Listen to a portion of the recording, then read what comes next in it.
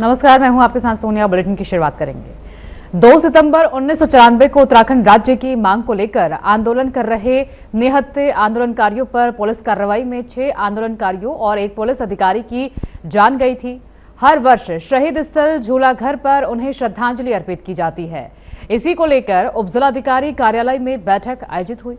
बैठक में तय किया गया कि 2 सितंबर को मुख्यमंत्री, कैबिनेट मंत्री और मसूरी विधायक गणेश जोशी शहीद स्थल पहुंचकर आंदोलनकारियों और पुलिस अधिकारियों को श्रद्धांजलि अर्पित करेंगे।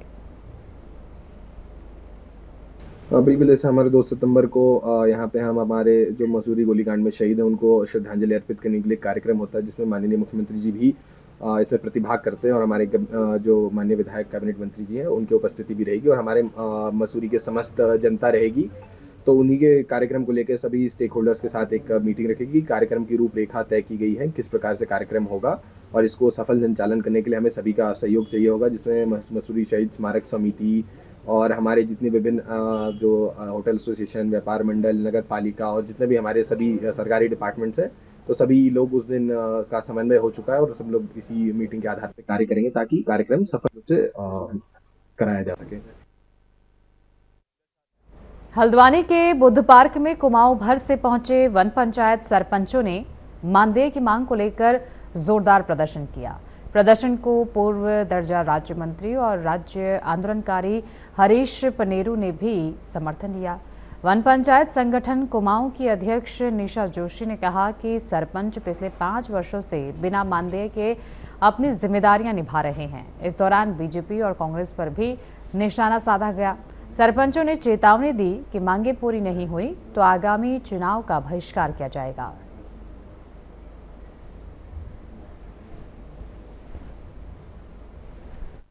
जब से हम सरपंच बने, अभी मुझे 5 साल पूरे होने को जा रहे हैं, ना हमें कोई मानदेय दिया जाता है।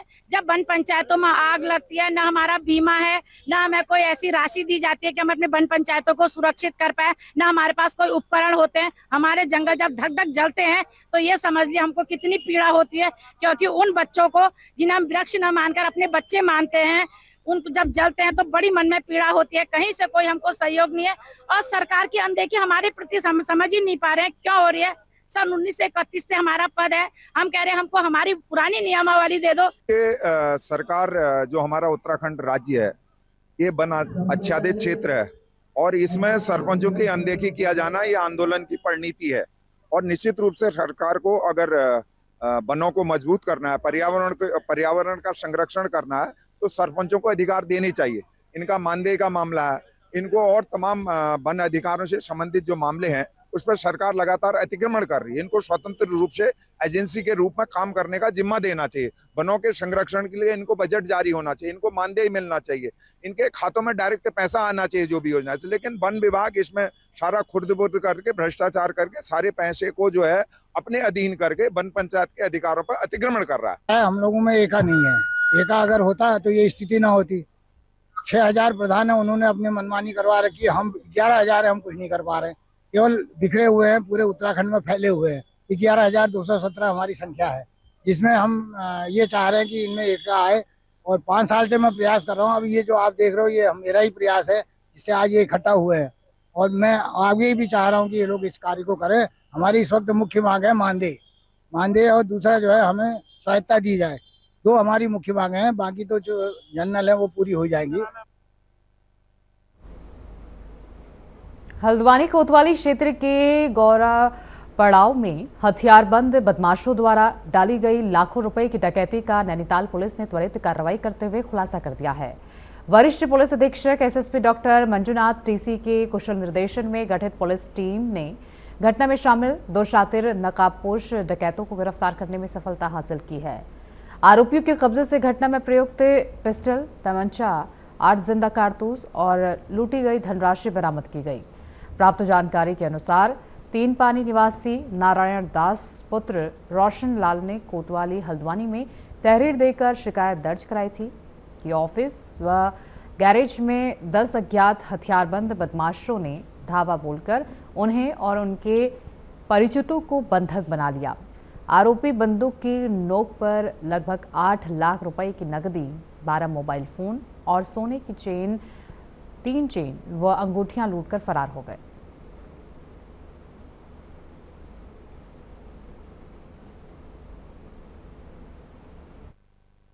महोदय का निर्देश रहता है कि संगठित और जघन्य अपराधों में त्वरित और सख्त कार्रवाई हो।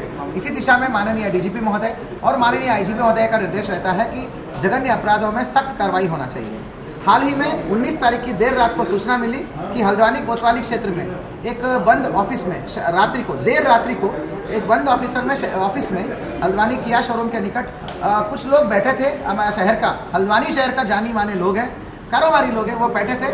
वो संभवतः वो जुआ खेल रहे थे, परंतु तुरंत 10-11 लोग 3 गाड़ियों में आते हैं और जो है अपने आप को पहले एसओजी बोलते हैं और एसओजी बोलते हुए तत्काल अंदर आते हैं। असलाओं के दम पर डरा धमका कर जार से मारने की धमकी देकर उनसे चेन, कैश और मोबाइल डकैती करके ले जाते हैं। इसको एज ए चैलेंज लिया हमने।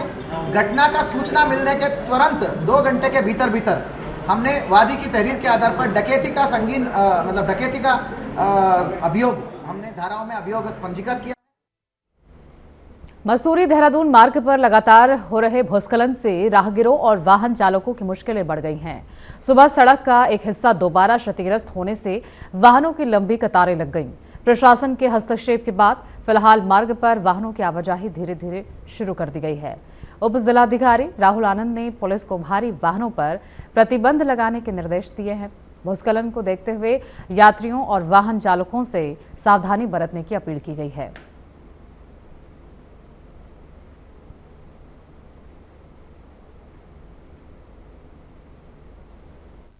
बिल्कुल, इस मामले में अधिशासी अभियंता जो प्रांतिक खंड उनकी रिपोर्ट के आधार पर सड़क को फिलहाल जो उस एरिया को उसको वन वे और उसको बड़े व्हीकल जो हैं जो हमारे खास करके बड़े मालवाहक वाहन है उनके लिए इस रोड को प्रतिबंधित कर दिया गया और इसके संबंध में आदेश भी जारी कर दिए गए हैं, जो कि हमारे सीओ साहब और जो दोनों हमारे थाना अध्यक्ष हैं मसूरी और राजपुर रोड, दोनों को कम्युनिकेट कर दिया गया है। इस पे बड़े वाहन अभी फिलहाल नहीं चलेंगे जब तक कि रोड की मरम्मत न की जाए। अभी तो हाल फिलहाल हमने इसको गेजेस भर के टेम्पररी व्यवस्था की जा रही ताकि जो है हल्के वाहन चल सकें और भारी वाहनों को 10 से 15 मिनट में खोल देंगे। भारी वाहनों के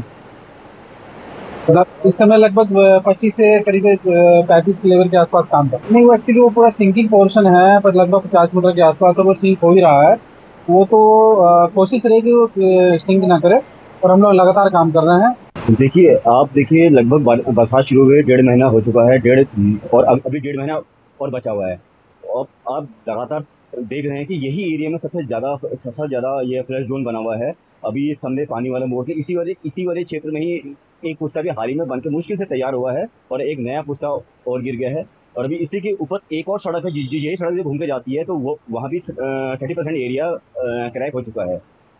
तो ये समझ में नहीं आ रहा कि ये इसी एरिया में सबसे ज़्यादा बारिश क्यों हो रही है। अभी आप देखिए ऊपर इसी समय ऊपर मसूरी शहर में बारिश नहीं हो रही है, लेकिन इस एरिया में और ये जितना भी ये मसूरी का ये फुटेज वाला एरिया है इसमें बहुत ज़्यादा बारिश हो रही है, जिसकी वजह से सड़कें बार बार टूट रही है और ना ही लेबर काम कर पा रही है और जिस वजह से बार बार ट्रैफिक को रोकना पड़ रहा है। रामनगर के राजकीय महाविद्यालय मैदान में 5 दिवसीय सरस मेले का शुभारंभ हो गया है। मेले का उद्घाटन विधायक दीवान सिंह बिष्ट, नगरपालिका अध्यक्ष मोहम्मद अकरम और ब्लॉक प्रमुख मंजू नेगी ने किया। मेले में महिला स्वयं सहायता समूह और ग्रामीण महिलाओं के बनाए उत्पादों की 50 से ज्यादा स्टॉल लगाए गए हैं। राखी, हस्तशिल्प और स्थानीय उत्पाद लोगों के आकर्षण का केंद्र बने हैं। कृषि, उद्यान, मत्स्य, टी बोर्ड और ग्रामीण उद्यमिता विभागों के स्टॉल भी लगाए गए हैं। मेले का उद्देश्य ग्रामीण महिलाओं और उद्यमियों को बाजार उपलब्ध कराना है। 5 दिनों तक सांस्कृतिक कार्यक्रम भी होंगे। आज शाम लोक गायिका माया उपाध्याय प्रस्तुति देंगी।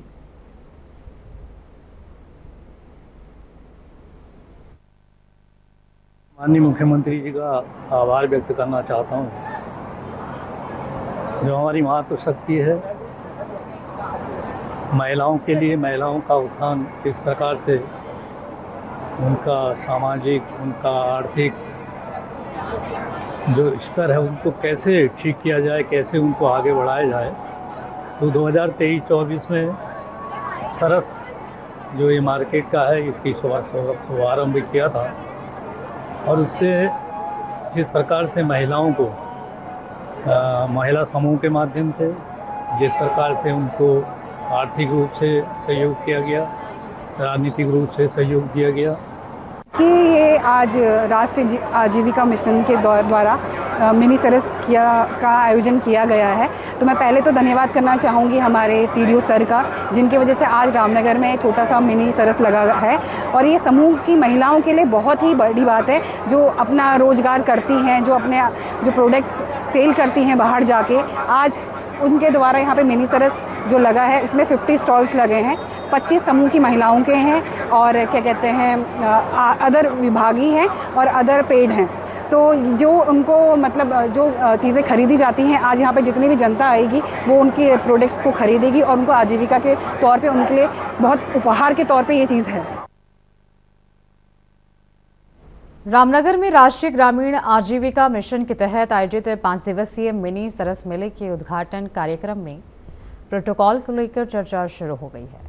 कार्यक्रम में बीजेपी विधायक समेत कई नेता और जनप्रतिनिधि कुर्सियों पर बैठे नजर आए, जबकि ब्लॉक प्रमुख मंजू नेगी को बैठने के लिए कुर्सी नहीं मिली। वो कुछ समय जमीन पर बैठी और बाद में खड़े होकर व्यवस्थाएं देखती नजर आई। मंजू नेगी ने कहा कि उन्होंने कभी सीट की लड़ाई नहीं लड़ी और वो लगातार व्यवस्थाएं देखने में जुटी रही।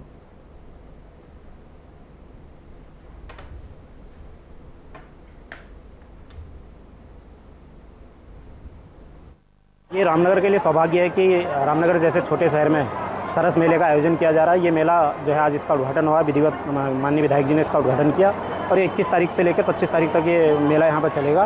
देखिए, निश्चित रूप से ये जो है सरकारी कार्यक्रम है। ब्लॉक प्रमुख होने के नाते हमें ये जिम्मेदारी यहाँ पे मिली थी, क्योंकि मेरी पत्नी यहाँ पर ब्लॉक प्रमुख है, मैं जेस प्रमुख हूँ। तो हमें ये जिम्मेदारी जो है अपने अधिकारियों के साथ मिलकर हमने ये जिम्मेदारी निभानी थी। हम अपनी जिम्मेदारी निभा रहे हैं। बाकी जो हाईजैक करने वाली बात है वो वही लोग जाने कि हाईजैक क्या होता है, कैसे होता है, कार्यक्रमों को कैसे किया जाता है। हम तो जो है सरकार के काम को आगे बढ़ाने का यहाँ पर काम कर रहे हैं और जो हमारी महिलाएं उन महिलाओं को आगे बढ़ाने के लिए, उनको मजबूत करने के लिए जो है ये मेला यहाँ पर लगाया गया। देखिए, ये आज राष्ट्रीय आजीविका मिशन के द्वारा मिनी सरस का आयोजन किया गया है। तो मैं पहले तो धन्यवाद करना चाहूँगी हमारे सीडीओ सर का, जिनकी वजह से आज रामनगर में छोटा सा मिनी सरस लगा है। और ये समूह की महिलाओं के लिए बहुत ही बड़ी बात है, जो अपना रोजगार करती हैं, जो अपने जो प्रोडक्ट्स सेल करती हैं बाहर जाके। आज उनके द्वारा यहाँ पे मिनी सरस जो लगा है, इसमें 50 स्टॉल्स लगे हैं। 25 समूह की महिलाओं के हैं और क्या कहते हैं अदर विभागी हैं। बैठने के लिए स्थान नहीं मिला, क्या कहना है? देखिए, इस बारे में मैं क्या खटीमा ब्लॉक सभागार में क्षेत्रीय पंचायत की बैठक के दौरान विकास कार्यों में कथित देरी को लेकर हंगामा हो गया। करीब 8 क्षेत्रीय पंचायत सदस्यों ने बैठक का बहिष्कार कर बाहर निकलकर नाराजगी जताई। सदस्यों का आरोप है कि कई बार प्रस्ताव और समस्याएं देने के बावजूद विकास कार्य धरातल पर नहीं हो रहे हैं। क्षेत्रीय पंचायत सदस्य नेहा जोशी समेत अन्य सदस्यों ने काम में तेजी लाने की मांग की। सांसद प्रतिनिधि रविंद्र राणा ने कहा कि सदस्यों के बीच हुई अनबन को बातचीत से सुलझाया जाएगा।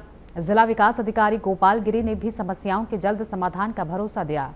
अधिकारियों के आश्वासन के बाद मामला शांत हुआ।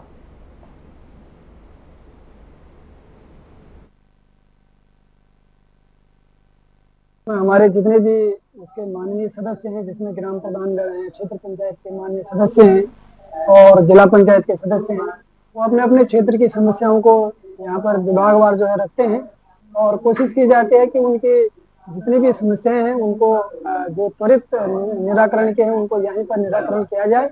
और जो ऐसी समस्याएं हैं जिनका निराकरण इस स्तर पर संभव नहीं है, तो उसको शासन स्तर पर या फिर जनपद स्तर के होते हैं, तो उनको हम तत्काल जो है जनपद स्तर से और शासन स्तर से निस्तारण के लिए कार्रवाई करते हैं।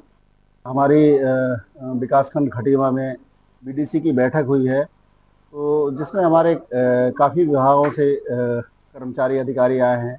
लोगों ने अपनी समस्याएं भी रखी हैं और अभी चल रही है। उसमें कुछ हद तक तो हमारे जैसे जो पीडब्ल्यूडी से आरबीएम वगैरह जो खराब रोडों में गड्ढे भराने के लिए था, तो कुछ समस्याएं तो अभी पीडब्ल्यूडी के अधिकारियों के द्वारा कहा गया है कि बहुत जल्दी 8 दिन के अंदर अंदर गड्ढे भरान हम कर देंगे, जिन जिन हमारे सदस्यों ने अपनी समस्याएं रखी हैं। पेयजल जो हमारा जल जीवन मिशन के तहत बहुत सारी शिकायतें क्षेत्र में आई हैं कि गड्ढे और नए कनेक्शनों के लिए, तो उन्होंने भी समय दिया है हमें कि 1 महीने के भीतर जो भी गड्ढे हैं टूटे हुए और नए कनेक्शनों के लिए हमसे जो डिमांड करेंगे उनको हम जल्द से जल्द करेंगे।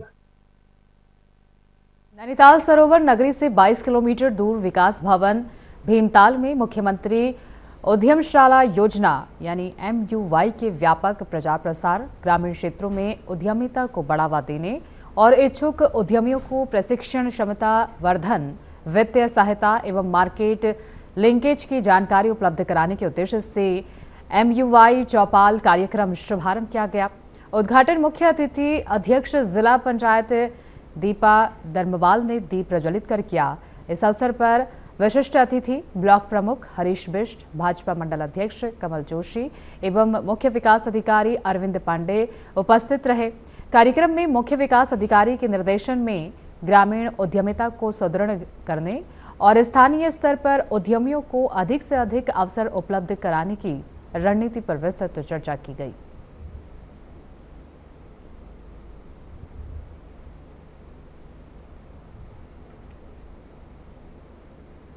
पौड़ी में अंकिता भंडारी हत्याकांड को लेकर VIP मुद्दे पर बयानबाजी फिर तेज हो गई है। राज्य मंत्री अनुराधा वालिया के हालिया बयान पर अभिनेत्री उर्मिला सनावर ने पलटवार किया है। उर्मिला ने मामले से जुड़े दावों को गंभीरता से लेने और निष्पक्ष जांच की बात कही है। वो पहले भी अंकिता मामले में अहम सबूत होने का दावा कर चुकी हैं।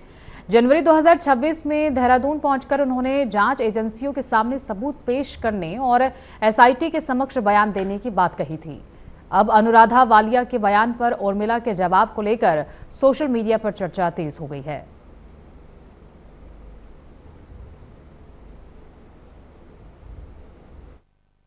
उसमें मुझे कुछ नहीं कहना, क्योंकि VIP कोई नहीं है। ये तो एक उर्मिला सनावर जी, हम भी उनको बहुत अच्छी तरह से नहीं जानते हैं। उन्होंने किस VIP की बात करी, क्या करी, हम नहीं जानते हैं। कोई VIP नहीं है। उससे SI से उस जांच से बड़ा तो कोई कुछ भी नहीं है। जांच में निकल आएगा जो भी है। SIT में भी सारा निकल गया था, तो ऐसा कुछ नहीं है जो आप कह रहे हैं कि अंकिता को मतलब न्याय दिया गया। अंकिता को न्याय मिला है, इसीलिए आज वो सारे के सारे गुनाहगार जेल में सड़ रहे हैं। जय बद्री विशाल। अभी मैं देख रही हूँ कि 2-3 दिन से एक अनुराधा वालिया जी हैं जो राज्य मंत्री हैं, उनका एक बयान बड़ा ही वायरल हो रहा है और वो बयान उन्होंने श्रीनगर की धरती पे दिया है, उस धरती पे दिया है जिसके बारे में वो बयान दे रहे हैं, जहाँ की वो बेटी है। जी हाँ, मैं बात कर रही हूँ अंकिता भंडारी हत्याकांड के बारे में। तो अनुराधा जो वालिया जी है, उन्होंने कहा है कि जो अंकिता भंडारी हत्याकांड था उसमें सब जो भी जितने भी सारे के सारे अपराधी थे वो सब जेल जा चुके, सबको उम्र कैद हो चुकी और उस केस में कोई VIP है ही नहीं, निराधार है। क्यों CBI जांच बिठाई है? और मैं जानती नहीं हूँ कि उर्मिला सनावर कौन है कौन नहीं है, मैं उसके विषय में नहीं जानती। और सरकार ने एक SI जांच बिठाई है। SI मतलब उनको SIT कहना भी नहीं आ रहा, SI जांच। SI का मतलब मैं आपको मैडम बता दूं कि सब इंस्पेक्टर होता है SI का मतलब, और SIT का मतलब होता है स्पेशल इन्वेस्टिगेशन टीम।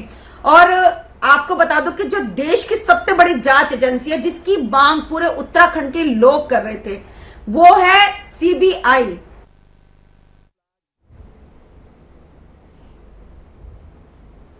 हरिद्वार के कलियर में देर रात भीषण सड़क हादसा हो गया। कावड़ पटरी पर 4 बाइकों की आमने सामने भिड़ंत हो गई। टक्कर इतनी जबरदस्त थी कि चारों बाइकों के परखच्चे उड़ गए। हादसे में 3 लोगों की मौके पर ही मौत हो गई। दुर्घटना में 6 लोग गंभीर रूप से घायल बताए जा रहे हैं। अस्पताल में घायलों का उपचार जारी है। पुलिस मृतकों की शिनाख्त में जुटी है।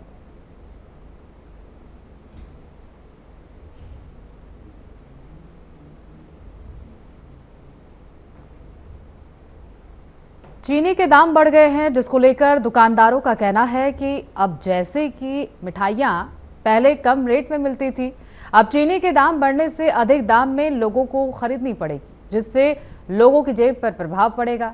वहीं चाय की दुकान वालों का कहना है कि चीनी के दाम बढ़ने से अब उन्हें चाय के रेट भी बढ़ाने पड़ेंगे।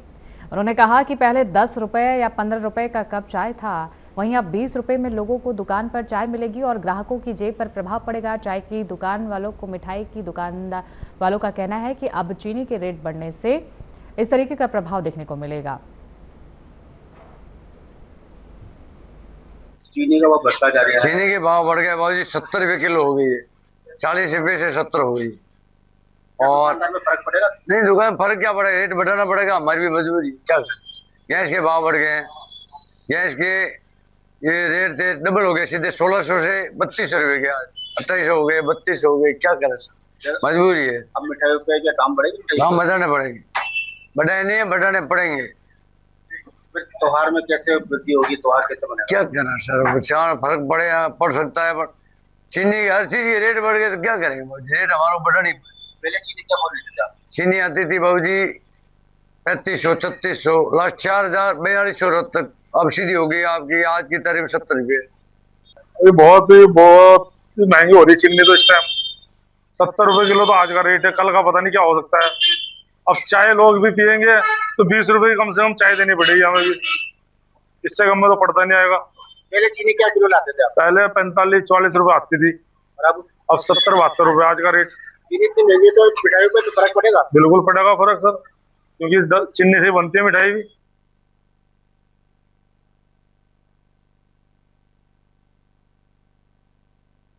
बुलेटिन में फिलहाल के लिए इतना ही। आगे की तमाम खबरों के लिए बने रहिए हमारे साथ।